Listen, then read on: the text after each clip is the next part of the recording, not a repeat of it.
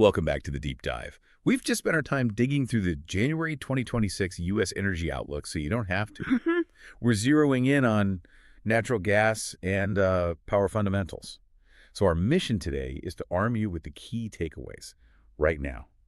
We're going to distill down the critical data, how big are our storage buffers, where's the ceiling on production, and frankly, the really shocking new things driving demand. Yeah, and January is the perfect time to do this. It's where those forward projections really crash into peak winter risks. Exactly. It's the moment we see if supply can actually keep up with this unprecedented growth, and it's coming from some really non-traditional places. It feels less about today's fuel and more about if we can build the infrastructure for tomorrow fast enough. Okay, so let's start with that immediate safety net. Natural gas storage, when winter really hits, this is what dictates price stability. For sure. The data for the week ending December 26, 2025, shows the U.S. sitting on 3,375 BCF. That reflects a net withdrawal of about 38 BCF for that week. Right, but those are just the raw numbers. The context is really what matters here. Go on. So, yes, that's 55 BCF below where we were last year, which, sounds a bit concerning. It does. But the metric that the market really watches for stability is the 5-year average. And compared to that, from 2020 to 2024, we're actually 58 BCF above it. So, being above that 5-year average, what does that tell us about how the cold season has been so far? It tells us that withdrawals have been pretty moderate, not too stressful. The weather's been variable, so we haven't seen any of those dramatic, rapid drawdowns. And that's good news for prices. It's excellent news for the near term. It means we have adequate buffers in place to curb any extreme price volatility. We're not facing a supply crunch from low storage, unless, of course, a sustained Arctic blast comes through and just shatters that trend. Okay, so decent buffer for now, but that safety net gets pretty thin if the gas isn't coming out of the ground fast enough. Let's talk production ceilings. U.S. dry gas production averaged 106.7 BCF per day in October 2025, which is strong historically, but just a tiny bit up year on year. And looking ahead to 2026, the forecast is only for a modest bump, up to maybe 109.1 BCF a day, and that growth is really localized. Where are we seeing it? Mostly in Appalachia and the Haynesville. You're seeing some stabilizing volumes of associated gas out of the Permian, but the real action is in those dedicated gas plays. That forecast, that 109.1 BCFD, that feels low, given what we're about to talk about on the demand side, is the market saying that's enough, or is this just a lack of incentive? It is 100% an incentive problem, and that's where you get this price trigger. The outlook is really clear on this. Producers need to see futures pricing sustained above $4 per MMBtu. $4, that's the line in the sand. That's the line. You need that to really spur more rig activity and expand production in a big way. Below $4, growth stays disciplined. The market is basically betting that the storage buffer and this modest growth will be enough. So that $4 mark really boils it all down. Yeah. We're kind of relying on good weather because the money just isn't there to build out significant new capacity. But of course, domestic needs are only half the story. And this is where the global market really starts to pull on U.S. prices, the LNG surge. This is the stunning part of the report. It's the #1 indicator of just how tight our domestic balance has become. U.S. LNG exports set an all-time record in November 2025. We're talking 10.9 million metric tons. And the number that made me sit up was the feed gas demand. The gas being physically pulled from U.S. pipelines to be shipped out.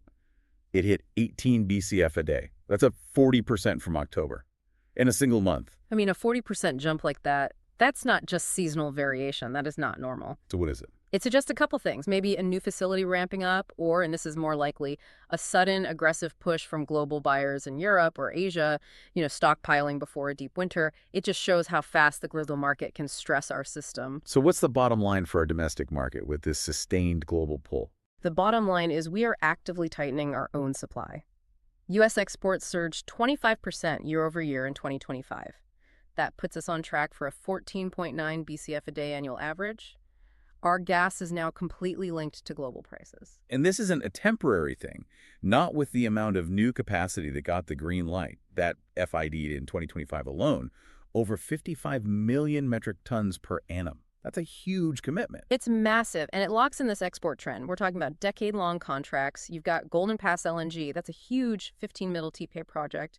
They're eyeing their first cargo for February 2026. So just around the corner. Right. Then there's Port Arthur Phase 2, another 13 milli. These projects are basically building a permanent floor under U.S. natural gas demand. Is there anything in the outlook that suggests this could ease up? What about global capacity coming online somewhere else? That's the potential counterbalance. There are other projects globally. So if global demand were to suddenly fall off a cliff, say a big economic slowdown, then maybe that new capacity could ease the competition for our gas. But that is a really big if. A very low probability if. Yeah. Especially with Europe still trying to get off Russian gas. Okay, so LNG is pulling supply out of the country. Now let's pivot to what's happening inside the country, where demand isn't just growing, it's fundamentally changing. Precisely. Let's look at the baseline first.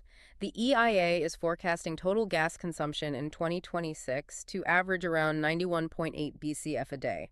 The power sector is the giant in that room. How big? It's projected at 37 BCF a day. So over 40% of all our electricity is coming from natural gas. That makes the power sector the absolute choke point for any supply issues. And that choke point is getting tighter. It is because of the type of new demand. This is really the core insight here. It's what some are calling the AI effect, but it's broader. It's digitization, it's industrial reshoring.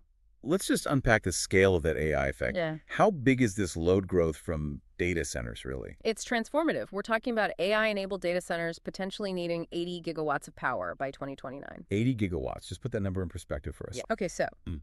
80 gigawatts. That single block of demand is about the same as the entire residential and commercial power load of New York State and all of New England combined. And it's a massive, sticky 247 industrial load being dropped onto the grid. And that's the key, right? This isn't residential demand that drops off at night.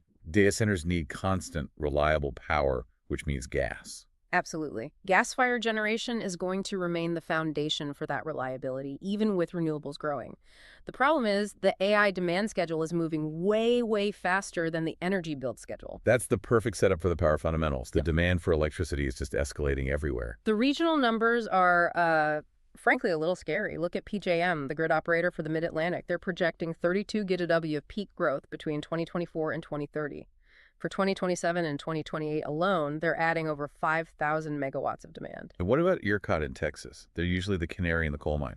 They're anticipating a 14% rise in just the first 9 months of 2026. And that includes 7 GW of new industrial load and a huge 8 GW chunk from hydrogen production, which is incredibly energy intensive. So it's not just AI, it's hydrogen too. And it's happening everywhere. MISO in the Midwest thinks their total load could almost double by 2040. So what's the consequence of all this concentrated demand? The consequence is that the grid itself can't keep up. The outlook is explicit about this. There are severe grid challenges because of delays in just connecting new power sources. You can't physically plug in the new plants fast enough to meet the surge. So to recap, storage is okay but fragile. Production is stuck below that $4 trigger. LNG is draining supply, and domestic demand is exploding.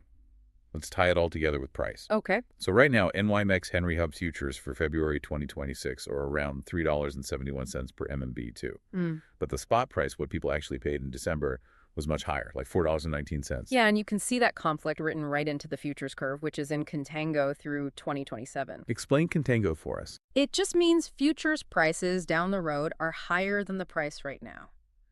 The market is basically saying, we expect things to get tighter and more expensive later. So why is the near-term price lower if the spot price was so high?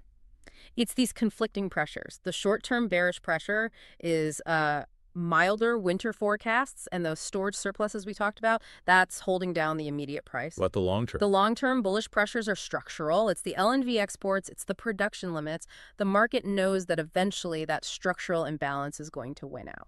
So the practical takeaway for hedging. You have to plan for near-term weather volatility, that's the 370 price. But if you're planning for 2027 or beyond, you have to assume the market will need prices well above $4 to get the production it needs for LNG and AI. And quickly, how does this all translate to what we'll pay for electricity? The forward power markets are pricing it all in. PJM Cal 2026 is sitting around $69 a megawatt hour. You're seeing similar trends in ERCOT and MISO. It's a direct result of the load surges and the gas volatility. So let's wrap this up. The key findings. Storage is a decent safety net, but only if the weather plays ball. Production is strong, but it's handcuffed to that $4 price. And the U.S. is tightening its own market to become the world's LNG king.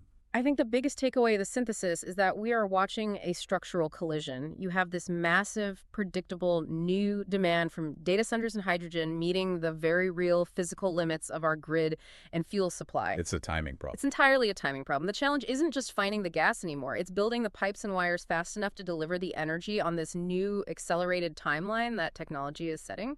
Which brings us to our final thought for you to chew on. We talked about the grid being unable to keep up, the interconnection queues. So what happens if that forecast is right, if 80 gigawatts of AI data centers really do come online by 2029 on that AI demand schedule, but the pipelines and power lines can't possibly be built in time? How does a slow-moving, regulated energy market adapt to the speed of tech? We'll just leave that hanging in the air.